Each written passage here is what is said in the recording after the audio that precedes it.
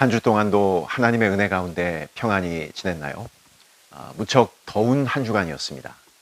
날씨가 더워지면 건강도 조심을 해야 하지만 자칫 의욕이 떨어지거나 무기력해질 수도 있습니다. 그것이 우리의 영적인 부분에까지 영향을 줄 수도 있는 것이죠. 아무쪼록 계속되는 코로나 사태와 무더위 속에서 우리의 육적인 건강과 영적인 건강 모두를 잘 챙길 수 있기를 바랍니다. 그럼 오늘 6월 셋째 주일 10분 사묵자 말씀 시작하겠습니다. 우리는 계속해서 사울이 왕으로 세워지는 과정을 살펴보고 있습니다.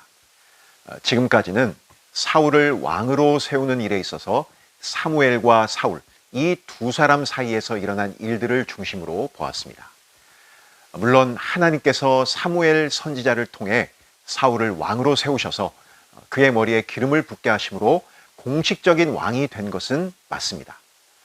그러나 한 나라의 왕이 세워진다는 것은 그렇게 간단히 끝날 수 있는 일은 아니죠. 몇몇 소수의 사람들만이 모여서 왕이 된 것을 인정하게 된다는 것은 어찌 보면 공개적이고 합법적으로 왕이 되는 절차를 생략하는 그런 모습이 될 수 있기 때문에 오히려 이런 과정들이 필요하다고 할 수 있겠습니다. 더더군다나 이스라엘에 세워지는 첫 번째 왕이기 때문에 그렇죠. 이제 사울에게는 이 과정이 남아있는 것이고 특별히 하나님께서 사울을 선택해서 세우신 왕이라는 분명한 증거가 필요하다고 말할 수 있습니다. 오늘 읽은 본문의 내용이 이제 사울이 이스라엘 백성들 앞에서 공개적이면서 합법적으로 왕이 되는 장면이라고 말할 수 있습니다. 하나님은 제비를 뽑게 하는 방식을 통해서 사울을 사람들 앞에 공개적으로 세우십니다. 이 부분은 다음 시간에 우리가 보도록 하고 오늘은 제비를 뽑기 이전에 미스바에 모인 이스라엘 백성들을 향해 18절과 19절에서 사무엘이 한 말들, 곧 그들을 향한 공개적인 비판의 내용들에 대해서 함께 살펴보겠습니다. 미스바에서 사무엘이 이스라엘 백성들 앞에 다시 섰습니다. 그리고 사무엘이 그들에게 꺼낸 이야기는 바로 하나님께서 이스라엘 백성들에게 행하신 역사에 대한 설명이었습니다. 하나님은 너희를 건지신 하나님이라고 말을 합니다. 특별히 애굽에서 노예로 살아가던 그들을 건지셨다라고 밝히고 있습니다. 애굽에서 노예로 살아가던 그들을 하나님께서 건져내심으로 자유하게 하셨다라는 것이죠. 이 말이 당시 사무엘의 말을 듣는 이스라엘 백성들과 상관이 없는 것처럼 보일 수도 있지만 사실은 전혀 그렇지 않습니다. 만약 그때 하나님께서 건져내시지 않으셨다면 지금도 여전히 노예로 애굽 땅에서 살고 있을 것이 뻔하기 때문입니다. 여러분, 역사 이래로 노예가 해방이 되어서 한 나라를 건설한 일은 역사 이래 단 한 번도 일어나지 않았습니다. 이스라엘이 유일무이한 것입니다. 이렇게 된 것은 모두가 전적인 하나님의 자비와 능력으로 행하신 일 때문이라는 사실입니다. 또한 그들을 압제하는 모든 나라들의 손에서도 하나님은 건져내셨습니다. 이것은 과거의 사건을 포함해서 현재에도 해당이 되는 말씀입니다. 이스라엘이 애굽에서 나와 광야에 있을 때에나 그리고 지금 가나안 땅에 있을 때에도 하나님은 모든 외적의 그 열방들의 압제에서 그들을 구원하신 것입니다. 사실 지금 사무엘에게서 말씀을 듣고 있는 그들 역시 블레셋의 압제에서 벗어난 경험을 한 사람들이었습니다. 이어서 19절을 보면 사무엘이 더 강하게 이것을 표현하고 있습니다. 너희를 모든 재난과 고통 중에서 친히 구원하셨다는 것입니다. 사무엘은 하나님께서 어떤 일을 행하셨는지를 분명히 밝히고 있습니다. 그렇다면 무엇 때문에 사무엘은 이렇게 말을 하고 있는 것일까요? 바로 이스라엘 백성들이 왕을 요구하는 행위가 무엇을 의미하는지 밝히기 위해서 그런 것입니다.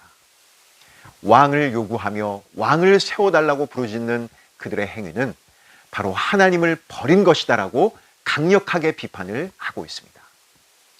노예의 신분에서 건지시고 모든 압제에서 구하신 하나님, 그리고 모든 재난과 고통에서 구원하신 하나님, 바로 그 하나님께서 이스라엘의 유일한 통치자임에도 불구하고 이스라엘은 다른 주변의 나라들처럼 똑같이 눈에 보이는 인간 왕을 구했다는 사실입니다. 그것은 곧 하나님을 버린 것이다라고 사무엘이 이야기를 합니다. 하나님께서 그들의 운명을 인도하시는 통치자요 진정한 주인으로 인정하지 않고 하나님을 하나님의 자리에서 섬기지 않는 행위라는 것이죠. 문제는 지금 사무엘의 이 말을 듣는 이스라엘 백성들뿐만 아니라 이것은 오늘 우리에게도 동일한 내용이 있을 수 있다는 사실입니다.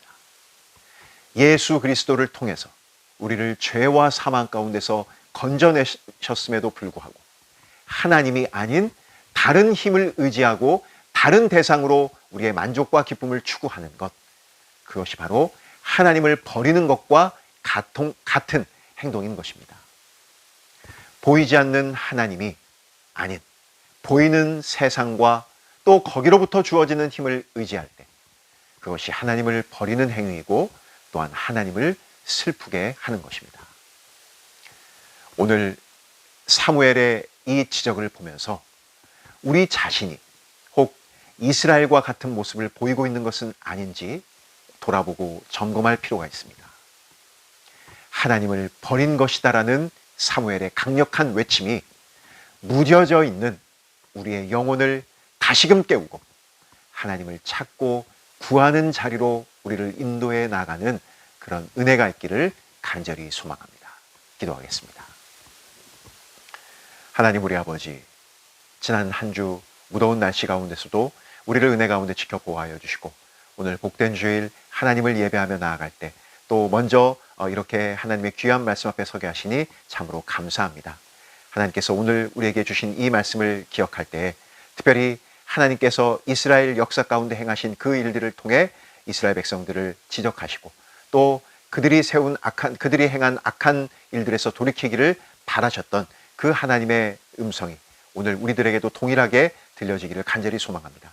하나님이 아닌 다른 것으로 힘을 삼고 다른 것으로 우리의 위안을 삼으려 했던 우리의 연약하고 어리석은 모습들을 용서하여 주시고 우리에게 가장 좋은 것으로 인도하시고 선한 길로 인도해 가시는 살아계신 하나님, 우리의 유일한 통치자이신 그 하나님을 더욱 힘있게 붙들고 나아갈 수 있는 우리 모두가 되게 도와주시옵소서. 하나님, 여전히 어렵고 힘든 상황 가운데 우리가 놓여 있지만 그러나 그럼에도 불구하고 우리의 모든 상황을 뛰어넘어 오늘 우리에게 주어진 하루하루의 삶을 온전한 하나님의 백성으로 참된 믿음으로 승리하며 살아갈 수 있는 은혜를 더하여 주시고 눈동자처럼 지켜보아 주신 그 하나님의 은혜가 우리의 매일의 삶 가운데 더하여짐으로 우리가 이 코로나 사태의 어려움 가운데 또 계속되는 무더위 속에서도 우리의 육신이 건강하고 또 우리의 영이 항상 깨어 하나님 앞에 바르게 설 수 있는 우리 영교회 중고등부 학생들 또 우리 선생님들 될 수 있도록 은혜 더하여 주시옵소서. 이제 새롭게 시작하는 한 주 주님과 동행하며 승리하는 복된 하루의 삶이 될 수 있도록 은혜 더하여 주시옵소서. 모든 것들을 주님께만 부탁드리옵고 예수님의 이름으로 기도드립니다. 아멘.